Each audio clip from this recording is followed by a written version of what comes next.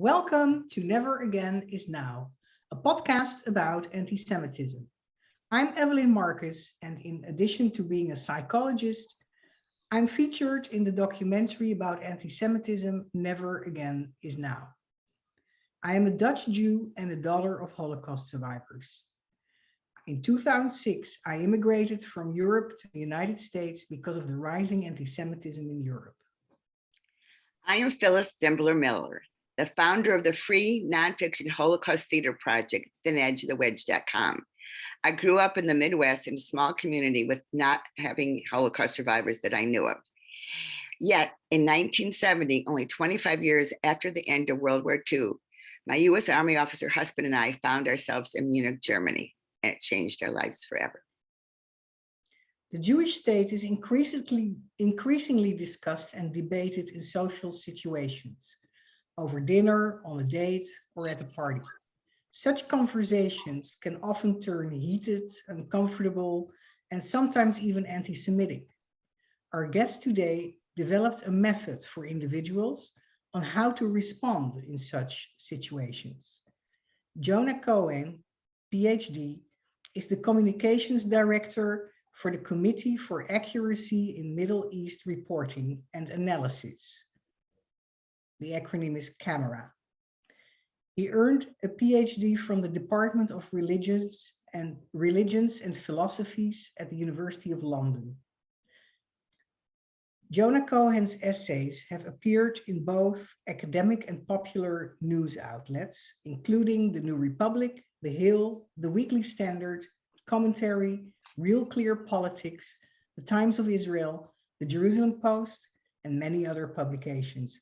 Jonah, welcome to our show. We're thrilled to have you on. Thank you for inviting me. I think your show is very important, and it's a privilege to be here with you and your guest, your audience. Thank you. Jonah, I get to ask the first question today. Can you tell us a little about yourself? What motivated you to develop your method that we're going to talk about to responding to anti-Semitism, and actually how you got in this business in the first place? So the question, the broad question I've been interested in for some time is how should we respond when Jews or Israel get brought up in a very negative and one-sided way in our day-to-day lives, when we're confronted by anti-Semitic or anti-Israel rhetoric at the office, at a dinner party, in a cafe, in a classroom, those kinds of ordinary day-to-day experiences where there are all sorts of social constraints and social pressures placed on us, where we can't bluntly say what we think or feel because we might alienate a boss or a teacher or just someone else in power whom we need to support ourselves and make our way in the world. And after many conversational failures of my own, my answer to that question has been to adopt a three-step questioning method or questioning strategy whenever I'm faced with unfair or misinformed criticisms of Jews or Israel. And this strategy has been a game changer for me personally, and people tell me it's really helped their lives too. And I should add that this verbal strategy, this questioning strategy, isn't my invention. It in fact goes back to the ancient Greek philosopher Socrates, who famously went about Athens questioning those who claimed to know what was good and bad, right and wrong. And at the end of his questioning, Socrates would always reveal that the person with whom he was speaking didn't know as much as that person thought he knew. And so the basic idea for this questioning method to deal with anti-Semitic rhetoric first began, I suppose, when I started reading Plato, reading about Socrates in New Mexico, where I was born and raised by two very supportive parents who introduced me to the so-called great books of Western civilization, which I began reading as a teenager. Both my mother and father were lawyers with keen legal minds, and they would often tell me about how American law and the practice of cross-examination was really rooted in the Socratic method. And so growing up, they would apply that method to me whenever I would wake up in the mornings or come home from school with a particularly stupid idea. But they wouldn't come out and simply tell me that my ideas were stupid or wrong. Like Socrates, they would gently question me so that by the end of the conversations, I would come to see my foolishness for myself. Now, yes. So, did you did you encounter anti-Semitism yourself in high school? Did you have to use these techniques early on in life, or only later when you started becoming interested? That's a good question. So, being Jews in New Mexico, we were, of course, an extreme minority. I grew up going to public schools where I was usually the only Jew in the classroom, which was which you too? Yeah. Which my classroom was typically populated by, working class Hispanic and Native American kids. And I have to say that in all that time, I never experienced anti-Semitism, not a shred of it. And I was immersed in those communities, and they always treated me as a son and brother. And the older I get, the more I look back with a profound sense of gratitude to both the Hispanic and Native communities of New Mexico, who truly left a positive stamp on my sense of self. To this day, wherever I live in the world, I always feel as though New Mexico is my real home. But at the same time, of course, Judaism has shaped my identity from infancy. My parents weren't religious, but my grandparents were Orthodox. Half my family are Israeli. My bar mitzvah was in Jerusalem. After high school, I lived in Israel for a long time, and during a momentous historical period, I should add, I was there during Oslo. Feeling all the excitement of upcoming Israeli-Palestinian peace, feeling it all the way up to Prime Minister Rabin's assassination in 1995, which upset me profoundly and solidified my association at that time with the Israeli left and the peace camp. Also around that time, I had been reading Gandhi's autobiography and a lot of Leo Tolstoy's later writings. Both of which had impacted my thinking and spirituality.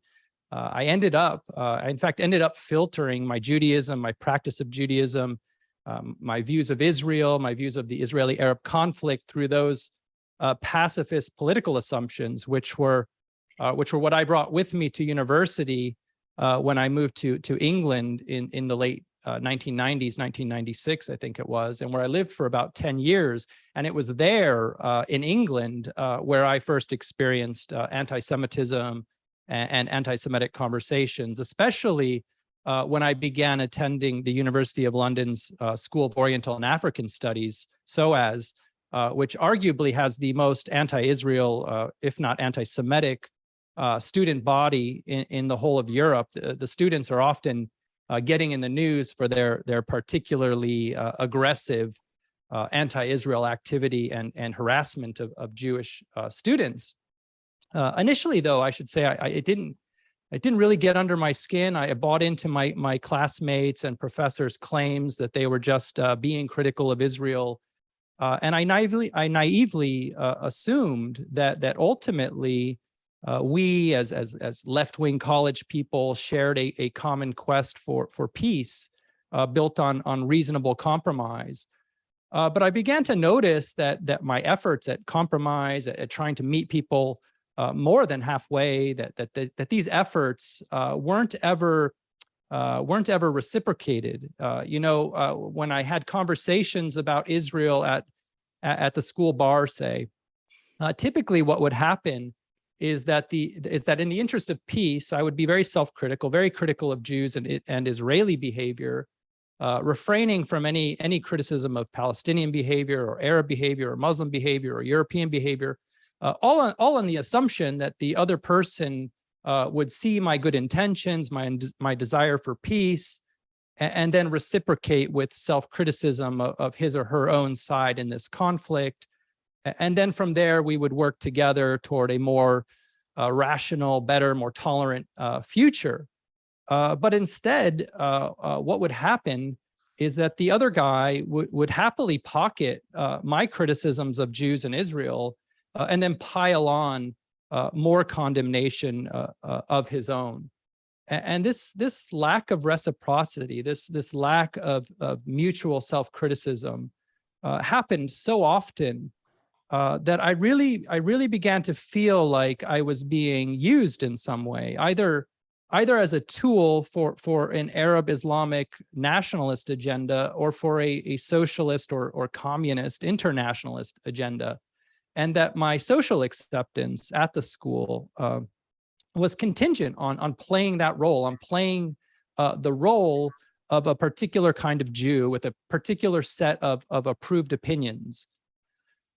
And so I came to think that I was perhaps making a moral mistake by putting the quest for peace ahead of the quest for truth, that important facts were always being left out of these discussions, causing such distortions in the description of Israel that no peace could possibly be built on such shaky grounds. And then my tolerance for all that just absolutely crumbled when the Palestinian leadership rejected the Clinton-Israeli peace offer without a counterproposal, and then launched a horrific wave of suicide bombing against women and children, killing babies. And to make matters worse, Palestinian society at that time seemed to be celebrating the carnage. Polling showed that it wasn't a fringe thing, that large segments of that population, at that time at least, supported suicide bombing. And back in London, meanwhile, where I was, while all this slaughter and celebration of slaughter was going on, I was being inundated with sophisticated sounding conversations, which made it seem as though it were Israel who had just rejected a peace proposal without a counteroffer. And moreover, I didn't detect a shred of authentic compassion for innocent Israeli civilians being murdered or maimed for life. It was as if the people around me thought Israeli civilians in some way deserved such cruelty. And plus my classmates and professors and the British media's portrayal of Israelis and the stories they told about them just didn't square with my own empirical experience with the Israeli people and my Israeli family with whom I had been recently living, whose motives I knew very well, who had been sincerely seeking the end of the occupation, a peaceful compromise, a Palestinian state, all the things we were told they were fighting for. Jonah, so from what I understand, you grew up not so much in an anti-Semitic environment, but moving to Europe and going to university there, then you were in the midst of it, of radical pro-Palestinian, anti-Israeli rhetoric and accusations. Phyllis, you have? Yes. So do you consider all criticism of Israel anti-Semitic, or are some things legitimate expressions? And where do you draw the line?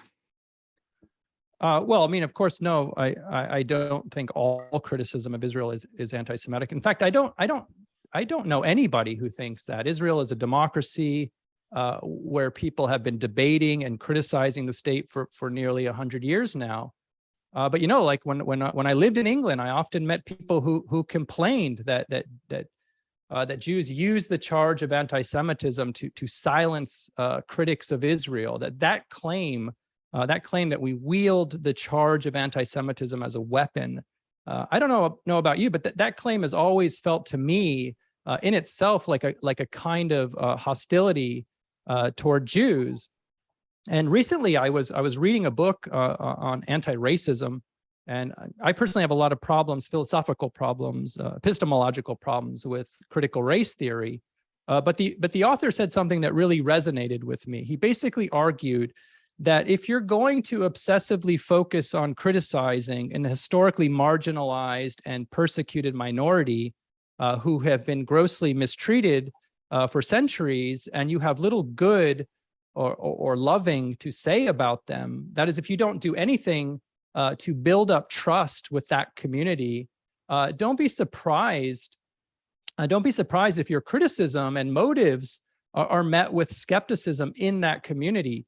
And that sounded right to me, yeah. commonsensical. That's a great point. That's a great point. So where do you draw the line between criticism of Israel, legitimate criticism of Israel, and where it becomes anti-Semitic? Well, if the critic, let's say, if the critic rarely shows any sympathy for what we've been through, and I don't just mean the Holocaust, but our treatment for centuries as dhimmis, as third-class subjects under Middle Eastern theocracies, our wholesale ethnic cleansing from the Arab world. If the critic rarely mentions these painful experiences, rarely has any criticism for Israel's illiberal theocratic enemies, then yes, the criticism is likely going to be suspect within much of our community. It's also worth remembering that anti-Semites have always cherry-picked unflattering true stories about some Jews, and then called it legitimate criticism, all in order to draw the conclusion or imply that most Jews are an immoral people. Similarly, today, I think many critics completely lie about Israel by telling true but unrepresentative stories in order to portray the country as a whole as malevolent, as a pariah nation. So where do I draw the line? I'd say my criteria are twofold. I look to see whether the critic has built up trust within our community, has shown that he's listened to what we've actually been saying, and that he's not omitting relevant facts regarding Israeli history and the behavior of its enemies. And two, I look to see whether the stories he's telling about Israel are statistically significant about the country, or is he just, or are they just marginal phenomena that he's inflating to make the whole country look bad? If he hasn't met those two criteria, that is, if he hasn't shown any sign of being a trusted friend to the mainstream community, if his only friends are fringe anti-Israel Jews, and if he's solely focused on telling anecdotal stories that defame Israel, if those stories are even individually true but false in a general sense, I don't think the onus is on us to take on faith that he's a good person with wholesome motives toward the Jewish people. Given all we've been through, given all the anti-Semitic violence that is still present, I in fact don't think such faith is prudent or practical with regard to our collective well-being. Okay. I therefore encourage Jews to trust their instincts, trust their inner alarm systems. You don't have to bluntly call someone an anti-Semite in conversations, but privately being skeptical of their claims and motives is okay. I think it might even save your life. Can you tell us how anti-Semitism often operates in social and professional conversations? How does it often operate?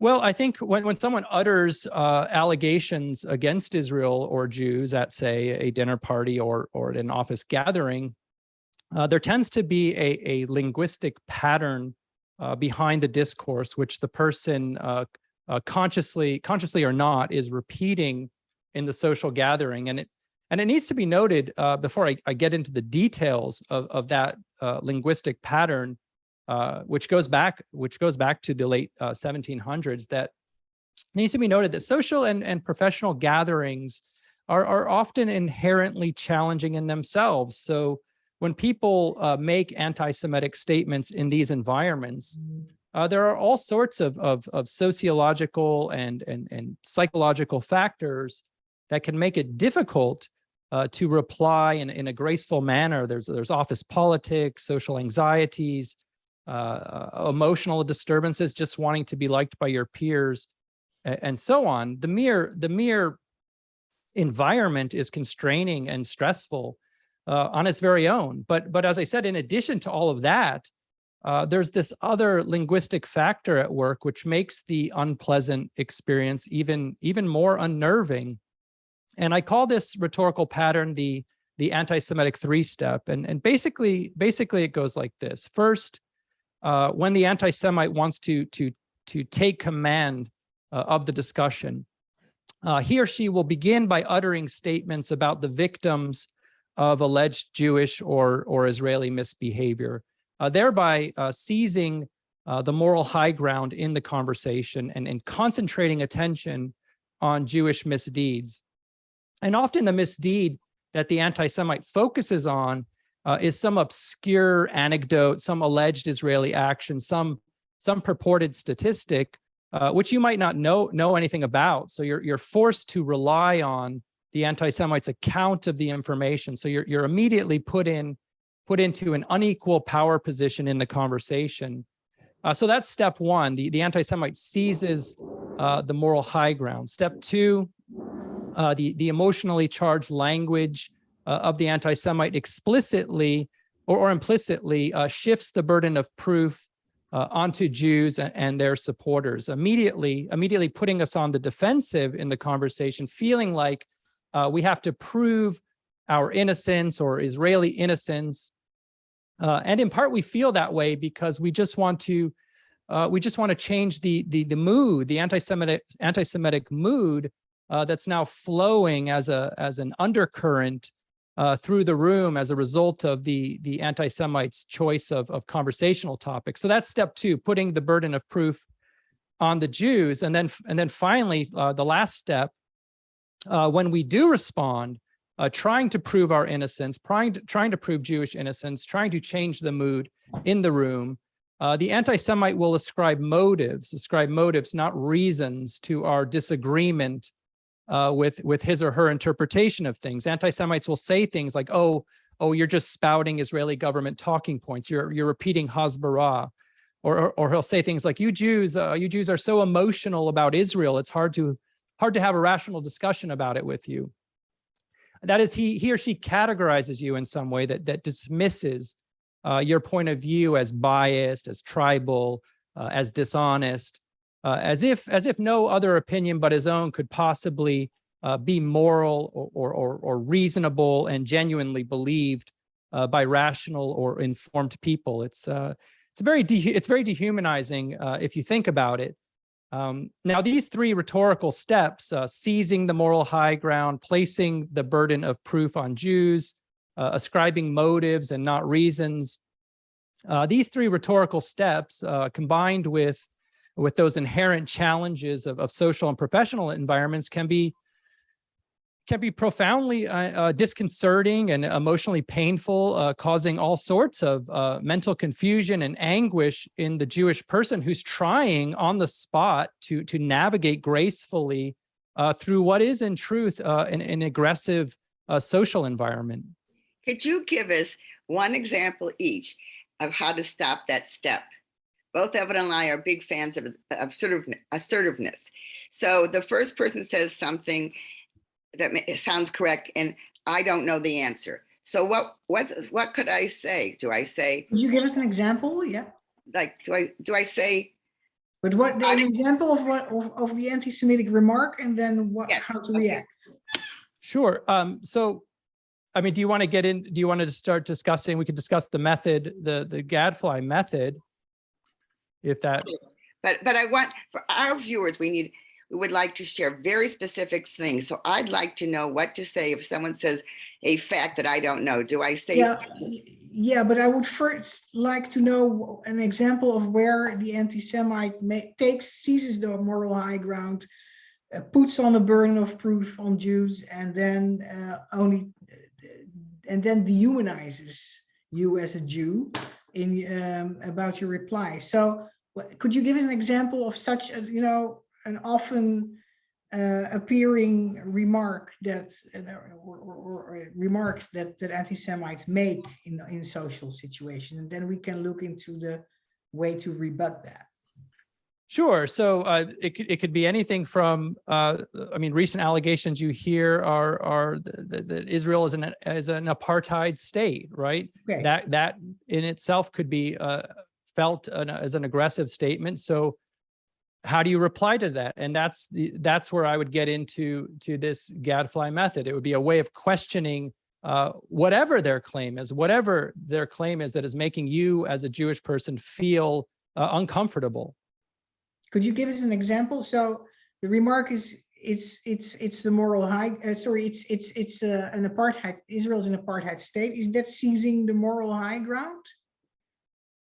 Yeah, I would say that any effort to focus the conversational attention on alleged victims of Jews. So to say that a large segment of the Jewish population is supporting apartheid is to suggest that a large segment of the Jewish population is analogous to Afrikaners, who are almost universally considered anathema in the world. Okay, and then you say then the burden of proof is put on the Jews. Could you give in that context of that example an example of that?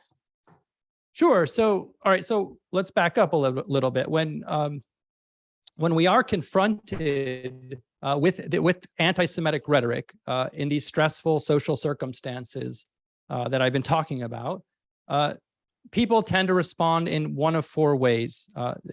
One, we go into a shell, we freeze up, our minds go blank, or we smile and nod just to try to get along with our colleagues and friends.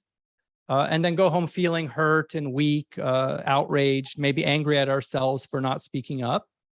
Or two, if we do speak up, we often apply what I call the debate model to the social situation. That is, we assume our response should sound something like the kind of response one gives in a formal debate, like in school. Unconsciously, perhaps we have an image in our heads of two people standing at podiums with some sort of judge, deciding the winner. So we assume the anti-Semite's claim, whatever it is, calls for an immediate counterclaim from us. Or three, we apply what I call the teacher model. That is, we assume that the social situation has magically turned into a kind of classroom, into a situation where we're the teacher. We're now going to pontificate and set everyone right on the history of Jews or Israel. Now, there are, I think, several problems with both the debate model and the teacher model. But one important problem is that both models play into the anti-Semite's rhetorical game. Remember, the anti-Semite is, as I said, seeking to put the burden of proof on the Jews, basically inviting us to prove our innocence. The debate model and the teacher model, to some degree, tacitly accept that invitation, that framework for the conversation. And that's why I've been proposing what I've been calling the gadfly method, named after Socrates, who used to call himself a gadfly. And I've been proposing this method as an alternative to the debate model and teacher model, because it doesn't accept that framework where we are on trial.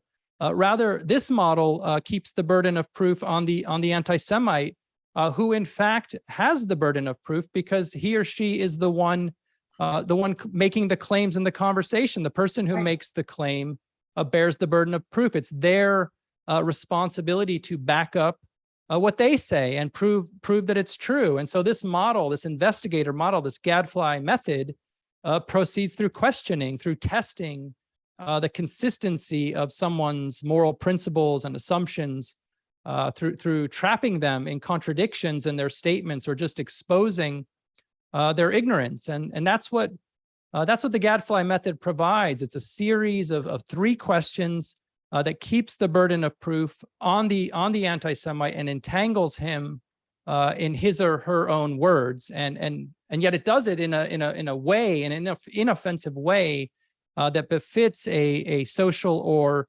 professional situation, in a way that makes you sound inquisitive rather than argumentative. So if you if somebody says Israel is an apartheid state, what would be the 3 questions to ask? Great. So, right. So this method would begins with the first question that Socrates always asked, and that's, what do you mean by that? Very simple question. What do you mean by that? What do you mean by X? What do you mean by apartheid? So your first move in this conversational game plan is just to request information about the meaning of the other person's terms. And as you listen to someone attacking Israel or Jews, you suppress your instinct to make a counterclaim, and instead pick one area in their speech to plant that first gadfly question, that what do you mean by that question? So for example, if someone at the dinner table says Israel's an apartheid state, and if you happen to know a lot about what apartheid means and its history in South Africa and how it's a bad analogy, in that 10-second window after he says it, that's where you focus your first gadfly question. You'll ask him, what do you mean it's an apartheid state? What's apartheid? So in this conversational strategy, you never assume that the person at the table truly understands the meaning of his or her words and how they apply or don't apply to Israel. Always ask, what do you mean by that? Because many of the terms, yeah. I just want to interrupt to make sure our listeners understand this very important point. The person may just be restating something that he or she has heard. Israel's an apartheid state, and may not even know what the word means. So your strategy here is forcing the person to go from the chant that he or she has heard to actually trying to say what it means. I think that's really brilliant. Precisely. And also I would add that many of the terms that people are using to vilify Israel in conversations are ambiguous. They're not sharply defined, even deliberately misleading at times. The anti-Semite frequently employs emotive words in non-standard ways, which can lead to substantial confusion if you don't pause him in his tracks and clear up his meanings. I mean, anything, for example, can be called apartheid if you change the definition of apartheid. Okay, and also, so I want to. I'm sorry, but even if people don't know what apartheid is, or colonialism, or whatever other idea the person is using against Jews, don't feel intimidated. You can still ask this question. At this point in the gadfly method, you're just gathering information, and anybody can do that. Anybody of whatever range of knowledge can ask, what do you mean by that term? What do you mean by that? And once the person clears up what they mean, if they can, you then would move on to the next questions. What is the next question? Well, the next question is, so your first question is, what do you mean by that? The next question is, what are your reasons for thinking that's true? What are your reasons for thinking that's true? Or some variation of that question, such as, how did you come to that conclusion? Why do you think that's the way it is? What's your evidence for your interpretation? Can you explain to me why your view is more plausible than other views? Can you explain to me the reasons people give for the opposing view? Greg Koukl, a Christian philosopher, in his brilliant book Tactics, points out that the power of this kind of question is that it emphasizes, it underlines who actually has the burden of proof in a conversation. And as I said, that's always the person who's making claims. It's their job to back up what they say. It's not your job to prove them wrong. It's not your job to prove them wrong. They need to do all the thinking and explaining, not you, because they're the ones making the claim. I think this must be very hard for many of us not to instantly want to defend. So we have to kind of practice. I believe in practicing to keep one's cool so that one can say, what are the reasons you think, instead of immediately saying after the person defined what he or she means by apartheid, to say, no, that's not true. We have to really calm down. That's right. It takes discipline. Right. And what is the third question to ask? Well, all right. So as you listen to someone telling their story, right, you've asked, what are your reasons for that? They're telling you their story about why they think Israel or Jews are bad. And as you're listening to that, you're asking yourself whether their story is possible or plausible or probable, given the evidence. You're asking yourself whether it's the best explanation, considering the competing options. I mean, just because his anti-Israel or anti-Semitic story might be possible, it doesn't mean his story is true or likely. If he explains, for example, that Israel is an apartheid state by pointing to, say, the security barrier between the Jewish state and the Gaza Strip. And if he describes it as an apartheid wall that's turned Gaza into an open air prison, then he's giving you a story, a possible explanation about Israeli policies. It's not an argument, it's a possibility, it's an assumption. It may be a correct assumption, but it's an assumption. It needs argument, it needs evidence to show that it's the more plausible or probable explanation than other possible explanations for Israel's border policies toward Hamas-led Gaza. Suppose then you do detect problems in his story. For instance, you want to challenge his apartheid theory by bringing in Hamas's history of terrorism or virulent anti-Semitism or Palestinian rejections of Israeli peace offers and statehood. And so you also want to get your own ideas into the conversation. Here is where the third gadfly question comes in. Here is where you somewhat let out your desire to say that's wrong, but you put it in a question format. And it's not really one question, but a set of probing leading questions. Leading questions are a different sort of question than the first two questions. Up till now, in the strategy, you'll just have asked questions about a person's meaning and his reasons for holding them. But with this third question, you go on the counterattack, exposing flaws, double standards, omissions, unconventional definitions in the conversation. These questions lead your conversational partner, or at least those overhearing the conversation, to see that the anti-Semites' claims are contradictory, or that they're ignoring relevant information. So in these types of questions, you're inserting your ideas into the question itself. Like, for example, wouldn't you agree that Hamas's history of terrorism is a factor in Israel's border policies with Gaza? Doesn't your view leave out X, Y, and Z? If what you say is true, wouldn't such and such also follow? How does your claim square with this other fact? The beauty of these leading questions is you keep the burden of proof on the other person while also sharing your own ideas, your own claims in the conversation. Now, I know I've been droning on a bit here, so you can break in. Great.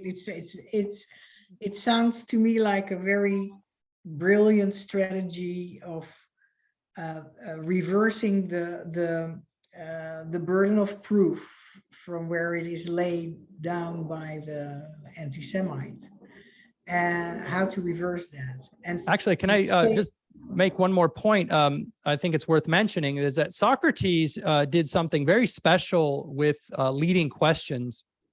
He put them into a clever three-step pattern. He developed a questioning tactic that scholars of Plato call the elenchus. The term comes from the Greek elenchos. Its primary meaning is search. You're searching for truth, but the word has come to connote notions of testing, refutation, even ridicule and shaming, because above all, the elenchus exposes inconsistencies, which can be quite embarrassing if you've ever been exposed as inconsistent in your statements.